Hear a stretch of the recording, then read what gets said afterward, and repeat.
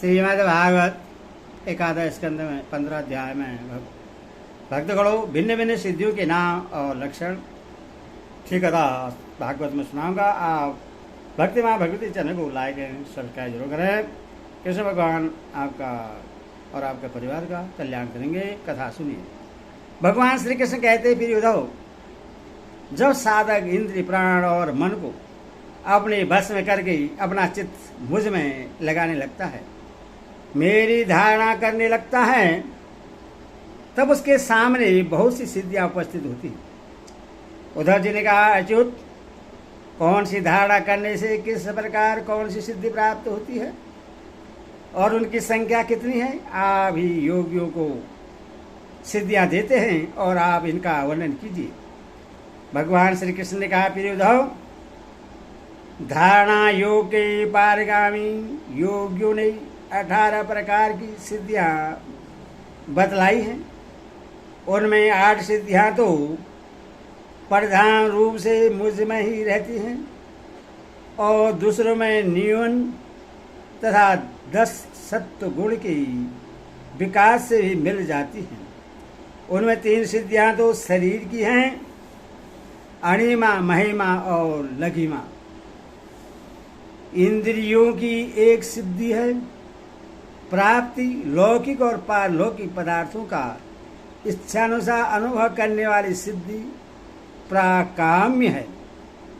माया और उसके कार्यों को इच्छानुसार संचालित करना इशिता नाम की सिद्धि है। विषय में रहकर भी उनमें आसक्त न होना वशीता है और जिस जिस सुख की कामना करे उसकी सीमा तक पहुंच जाना काम वसायिता नाम की 8वीं सिद्धि है।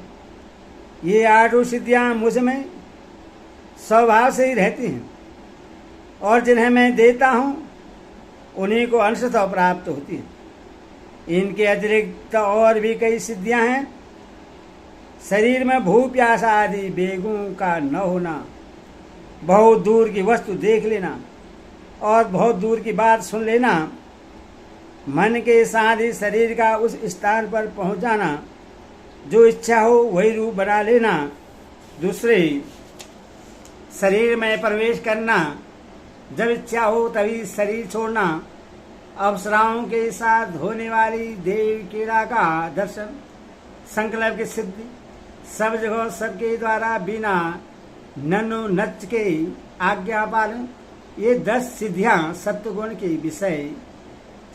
के विशेष विकास से होती हैं। भूत भविष्य वर्तमान की बात जान लेना, शीतोष्ण, सुख दुख और राग द्वेष आदि दंतों के बस में न होना, दूसरे के मन आदि की बात जान लेना, अग्नि सूर्य जल विष आदि की शक्ति को स्तंभित कर देना और किसी से भी पराजित न होना, ये 5 सिद्धियां भी योगियों को प्राप्त होती हैं।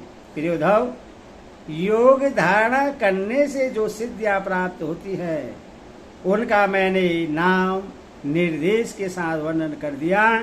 अब किस धारणा से कौन सी सिद्धि कैसे प्राप्त होती है यह बतलाता हूं, सुनो।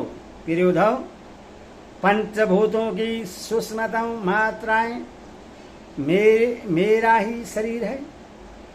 जो साधक केवल मेरे उसी शरीर की उपासना करता है और अपने मन को तदाकार बनाकर उसी में लगा देता है, अर्थात मेरे तन मात्रात्मक शरीर के अतिरिक्त और किसी भी वस्तु का चिंतन नहीं करता, उससे अणिमा नाम की सिद्धि अर्थात पत्थर की चट्टान आदि में भी प्रवेश करने की शक्ति अणुता प्राप्त हो जाती है।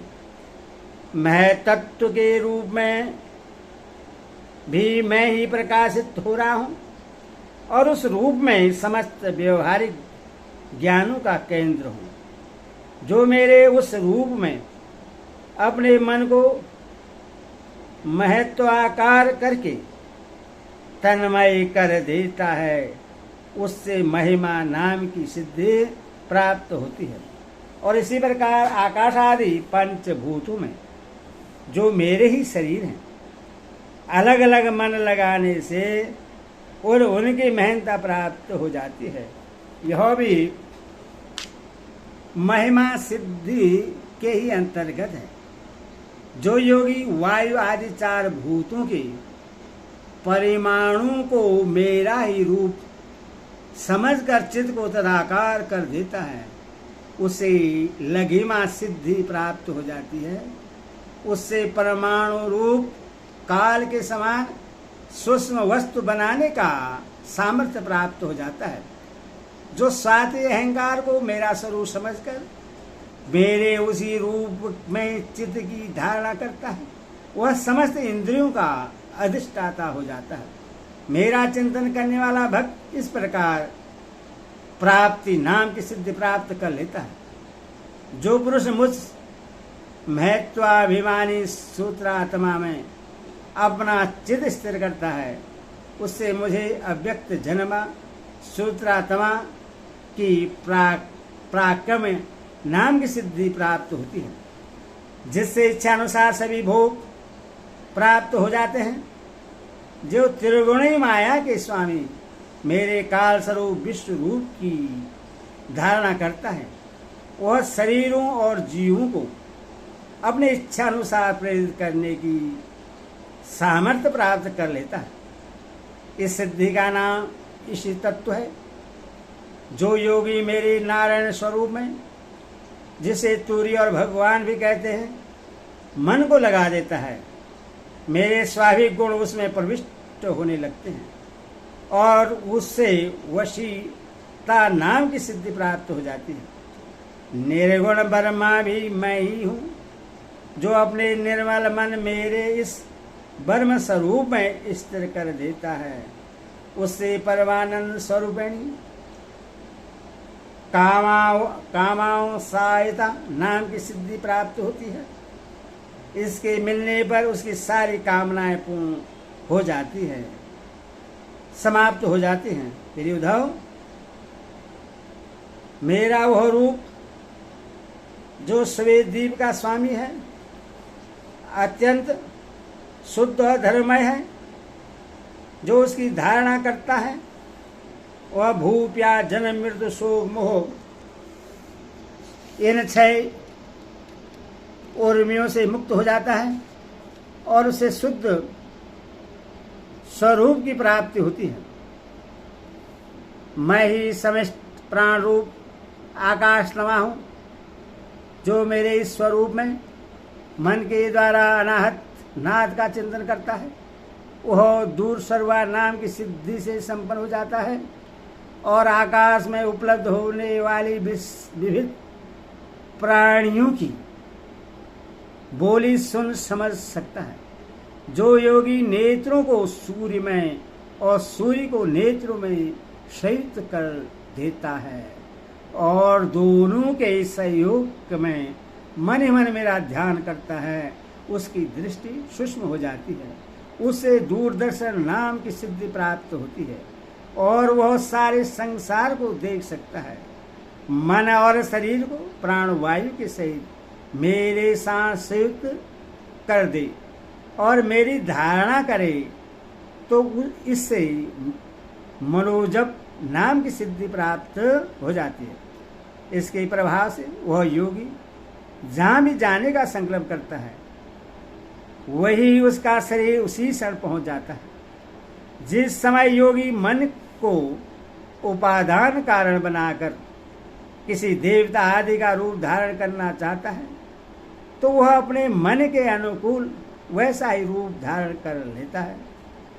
इसका कारण यह है कि उसने अपने चित्त को मेरे साथ जोड़ दिया है।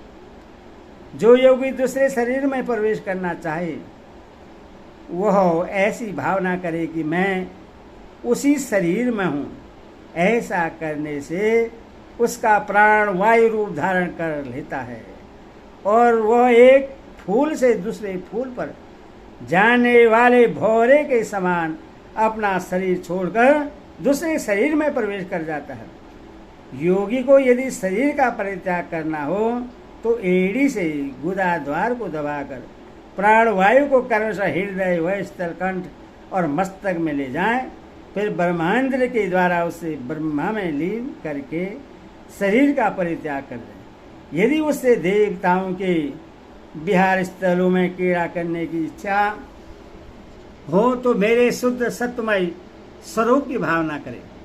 ऐसा करने से सत्व गुण की अनुस्वरूपा सुंदरिया विमान पर चढ़कर उसके पास पहुंच जाती है। जिस पुरुष ने मेरे सत्य संकल्प स्वरूप में अपना चित्त स्थिर कर दिया है, उसी के ध्यान में संलग्न है। वह अपने मन से जिस समय जैसा संकल्प करता है, उसी समय उसका वह संकल्प सिद्ध हो जाता है। मैं इस तत्व और वशी तत्व इन दोनों सिद्धियों का स्वामी हूँ, इसीलिए कभी कोई मेरी आज्ञा टाल नहीं सकता। जो मेरे उस स्वरूप का चिंतन करके उसी भाव से युक्त हो जाता है, मेरे समान उसकी आज्ञा को भी कोई टाल नहीं सकता। जिस योगी का चित्त मेरी धारणा करते करते मेरी भक्ति के प्रभाव से शुद्ध हो गया है, उसकी बुद्धि जन्म मृत्यु आदि अदृश्य विषयों को भी जान लेता है, और तो क्या भूत भविष्य और वर्तमान की सभी बातें उससे मालूम हो जाती हैं। जैसे जल के द्वारा जल में रहने वाले प्राणियों का नाश नहीं होता, वैसे जिस योगी ने अपना चित्त मुझ में लगाकर स्थिर कर दिया है, उसके योगमय शरीर को अग्नि जल आदि कोई पदार्थ नष्ट नहीं कर सकते। जो पुरुष श्री वत्स आदि चिन्ह और शंख गदा चक्र पद आदि आयुधों से विभूषित तथा ध्वज छत्र चवर आदि से संपन्न मेरे अवतारों का ध्यान करता है, वह अजय हो जाता है। इस प्रकार जो विचारशील पुरुष मेरी उपासना करता है और योग धारणा के द्वारा मेरा चिंतन करता है, उससे वे सभी सिद्धियां पूर्णतः प्राप्त हो जाती हैं, जिसका वर्णन मैंने किया है। प्यारे उद्धव, जिसने अपने प्राण मन और इंद्रियों पर विजय प्राप्त कर ली है, जो संयमी है और मेरे स्वरूप को धारण कर रहा है, उसके लिए ऐसी कोई भी सिद्धि नहीं जो दुर्लभ हो। उसे तो सभी सिद्धियां प्राप्त ही हैं, परंतु श्रेष्ठ पुरुष कहते हैं कि जो लोग भक्ति योग अथवा ज्ञान योग आदि उत्तम योगों का अभ्यास कर रहे हैं, जो मुझसे एक हो रहे हैं, उनके लिए इन सिद्धियों का प्राप्त होना एक विघ्न ही है, क्योंकि इनके कारण व्यर्थ ही उनके समय का दुरुपयोग होता है।